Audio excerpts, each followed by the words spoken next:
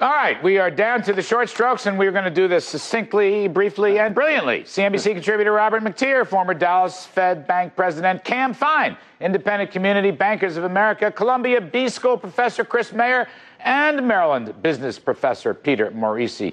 Mr. McTeer, I got to go to you first because I'm told we might lose your feed. Do we need to have this soap opera, high drama, nighttime, primetime, stress test show? No, it's been a farce all along, and frankly, I'm surprised that the market seems to be rather pleased with it. I don't understand it. Do you think the market is just really making its own judgment, Bob? I mean, in all seriousness, the bank stock index is up something like 115% since early March. And it's basically making its own estimates of the future economy improving, and that's good for banks with the attendant, the upward yield curve. Even a banker can make money borrowing at 0 and loaning at 6%. Isn't that what's really going on here? I mean, the stress test thing is like a lagging indicator, Bob. Not only that, it gives a false impression of precision in these calculations.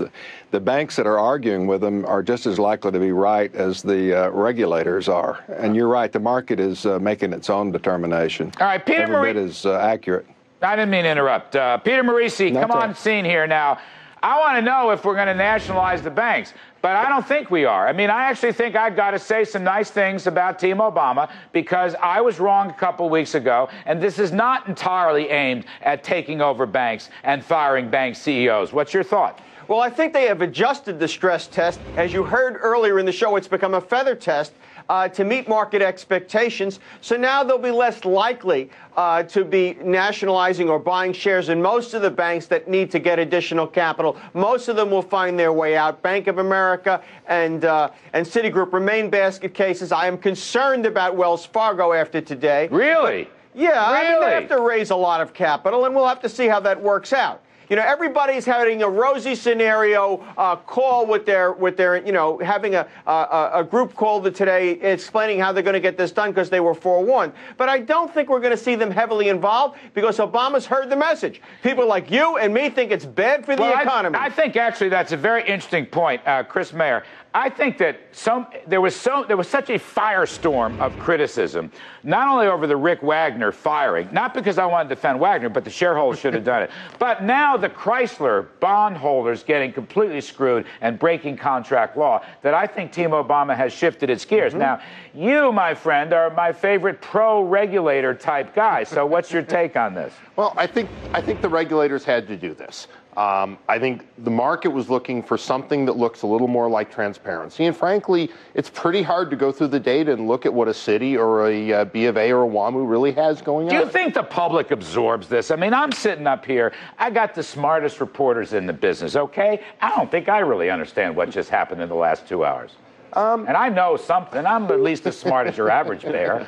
You know what? You can throw in your favorite numbers here and make things look the way you'd like with some of the banks. All right, Cam Fine, I want you to weigh in on this because I see the regulators, with all due respect to the regulators, and they are credentialed, they are PhD'd, they are brilliant, but I see them as a bunch of lagging indicators who missed it on the downside, Cam, and I don't really trust them now. I think the stock market's smarter.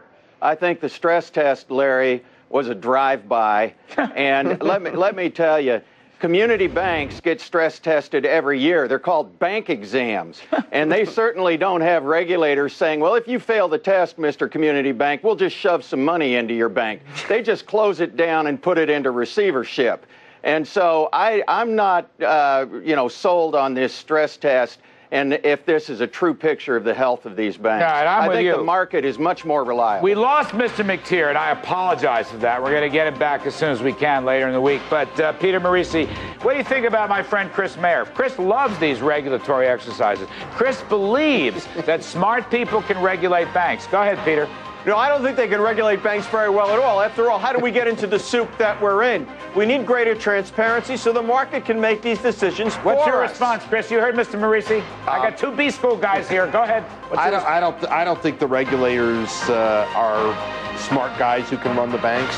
I think we ought to get rid of the banks. I got to get out. The regulators are smart people. Bob McTeer in absentia, Cam Fine, Chris Mayer, Peter Morici. I'm sorry, gentlemen. We ran so long tonight. We'll have you all back ASAP.